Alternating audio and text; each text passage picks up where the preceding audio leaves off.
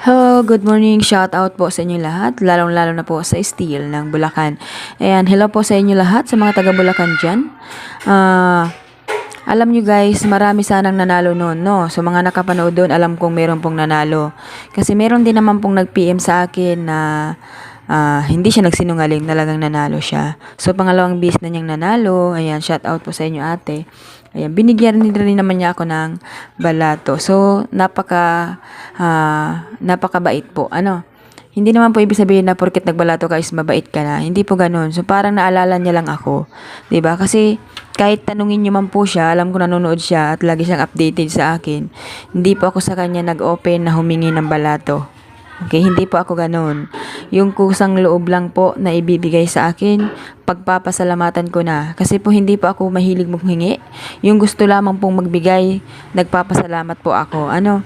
Kasi po syempre, nagtumataya po tayo. Kung sakali man pong nanalo kayo at maalala nyo ako, so thank you very much. So hindi naman po ay wala naman pong problema dahil nasa sa inyo naman po yan. Ano, so ang inaano lang po natin diyan para mas maluwag sa loob ninyo, 'di ba? Na palagi din tayong manalo or magsunod-sunod yung swerte natin, 'wag po tayong makasarili at i-share ang ating blessings. So yun po ang ating pong ano. So pinilit din. Wala pong sapilitan. Ayan.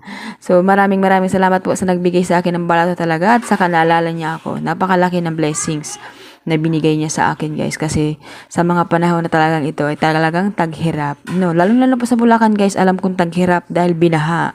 Binaha talaga as in lubog na lubog yung mga bahay nila. Ayan. So sana po merong po nakataya. So sigurado sa iba hindi nakataya kasi nga po baha at wala pa pong kobrador sa mga oras na yon. Ayan. So sana wala naman pong inatong na kobrador para po sa pagpataya is naandyan pa sila. Ayan. So sana po manalo tayo ulit at pagbigyan tayo ulit. Okay? So, nandito na po tayo. Ito po yung lumabas doon yung 6-4.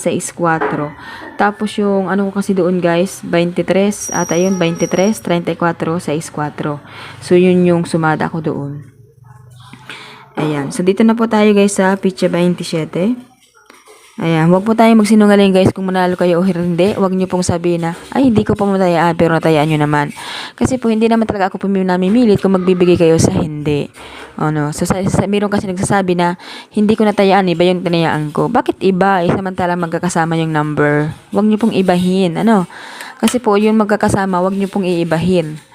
Nandyan na yung numero tapos iiwasan nyo. Hindi kayo tatama niyan. 'Di ba?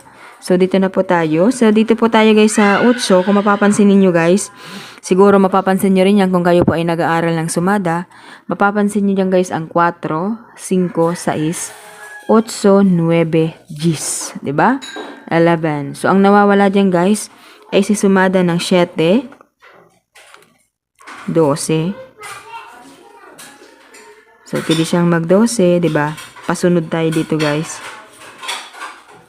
Ano kaya mag-33? Ipit siya dito guys, 32, 34. So, ipit si 33.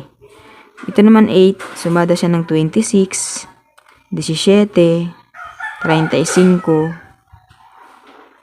Ayan. So, 35 kaya. Diba? So, 7, 12, 35, 10, 11, 7. Ayan dyan guys. 23. Meron ng 23. Magbalik sa 5 kaya. 4. Alam ko na. 38 guys. Ayan. So, 7, 12, 35, 38. Okay. Ulitin ko guys sa Steel ng Bulacan. Kapag kayo po ay tataya, hanggat wala pa po tayong panibagong update, huwag nyo pong bibitawan kahit lumabas na. Ang iba kasi guys, kapag lumabas na, hindi na po ulit nila tatayaan. Ang Steel po ay hanggang 40 lang naman. So, ibig sabihin po talaga, magbabalik-balik po talaga ang number. So, kahit po lumabas yan, uulitin pa rin naman yan. Dahil hindi naman po pwede na pag lumabas na, hindi na po nila ibabalik. So, pabalik-balik lang naman po ang mga numero. 'Di ba? So, tingnan nyo po dyan, pabalik-balik. 'Di ba? Yung 23, binalik din 23. Ganun po, pabalik-balik po yan. Hindi po ibig sabihin na bumalik na yung numbers. Lumabas na siya, hindi na siya maaaring bumalik. So, tayaan pa rin ninyo siya hanggat wala kayong nakikita na update na bago. So, wag po ninyong bitawan yung binigay kong numbers, okay? Wag na wag pong bibitaw. another tips. Okay, so dito na po tayo guys sa STL ng Cavite. Okay, marami po kasi nagpi-PM sa akin guys na lumalabas po yung mga sumada ko. Kasi nga po, bakit po yun hindi lalabas? Nakikita naman ninyo na nagsusumada ako gamit ang inyo pong ligaho. Okay, so hindi po ako nagbibigay ng hindi labas sa ligaho ninyo. Dito na po tayo guys sa STL ng Cavite. Ang lumabas po kahapon ay 15-22, 4-14 at 25-27.